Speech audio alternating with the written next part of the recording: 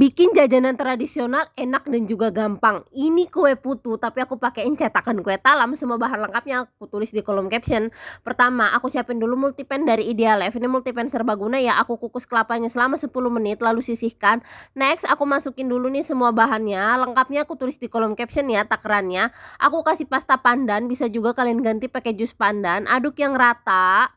Kalau udah kayak begini, lalu aku saring biar dia butiran-butirannya halus ya, nggak ada yang bergerindil. Lakukan sampai adonan habis. Tuh jadi kayak begini, lalu aku tuang ke dalam cetakan yang udah diolesin minyak, setengahnya aja.